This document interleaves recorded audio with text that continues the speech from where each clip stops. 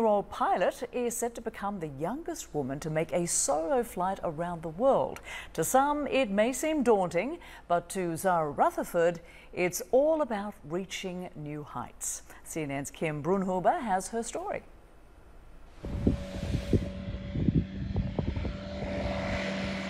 In a bid to level the playing field for women in aviation, a 19-year-old is taking charge.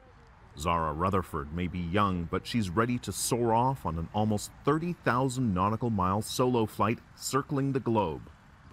If she succeeds, this Belgian-British national will become the youngest woman ever to fly solo around the world and the youngest person ever to do it in a microlight airplane. So growing up, I didn't really see many female pilots or female computer scientists. Those are two of my passions, and it's quite discouraging when there's no one that can relate to you that does any of those things. So then I wanted to fly around the world, hopefully have other girls see me and think I'd love to fly one day too. Rutherford will be flying a customized Shark Ultralight, which is one of the sponsors of her flight. The route will begin in Brussels, taking her across the Atlantic, over Greenland and the Americas, traveling as far south as Colombia and Venezuela. She'll then turn north toward the Bering Strait, where she'll cross into Russia and fly over South and Southeast Asia, then across Africa and the Middle East before returning home. She says the journey should take 2 or 3 months. Her mission, to close the gender gap in aviation.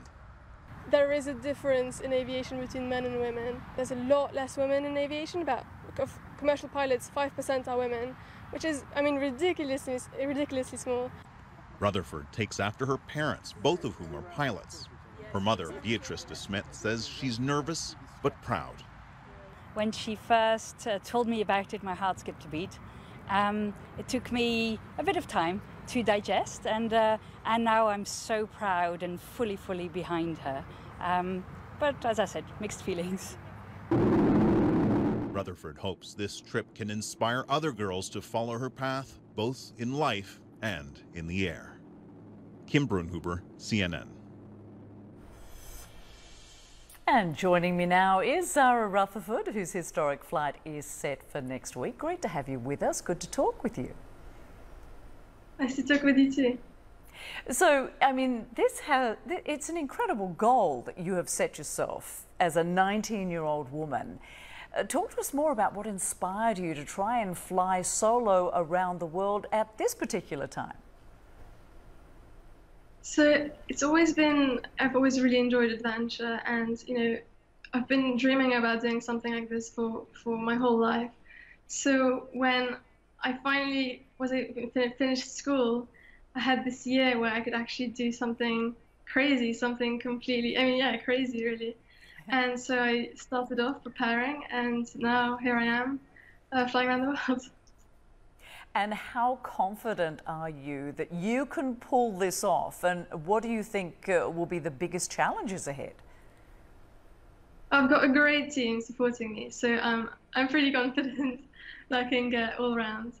And I think the biggest challenge will be, there's some unexpected stuff that can come up, or I'll be flying in places like northern Russia. There aren't many people that live there, so if anything were to happen, I'd have a bit of a problem. But I'm really excited. Again, I've got a great team supporting me, so nothing bad should happen.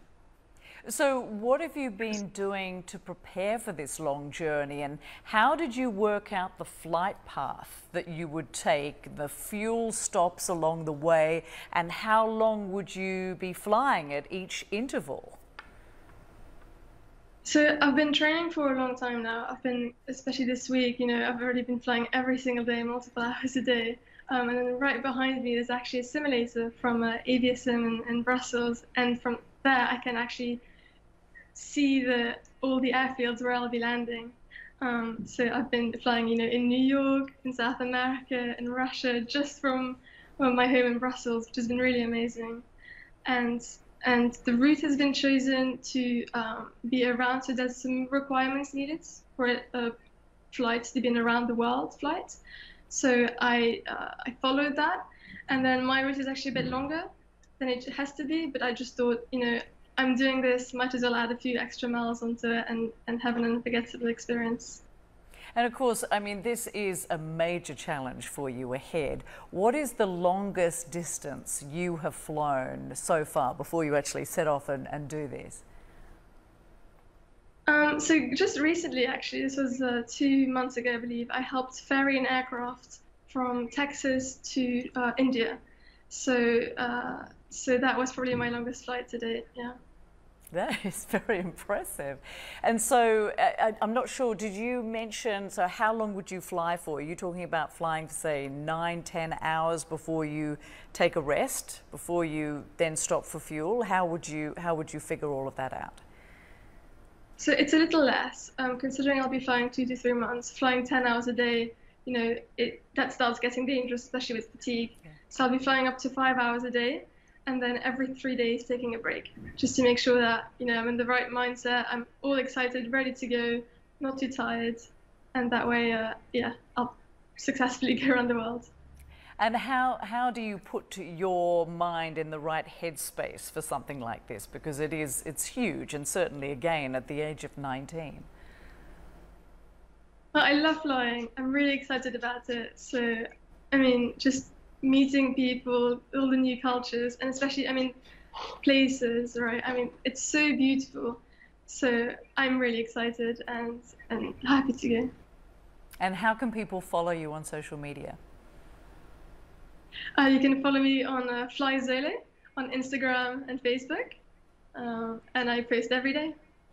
All right. Zara Rutherford, thank you so much and good luck. It's an extraordinary feat. I hope you can pull this off safely and courageously, of course.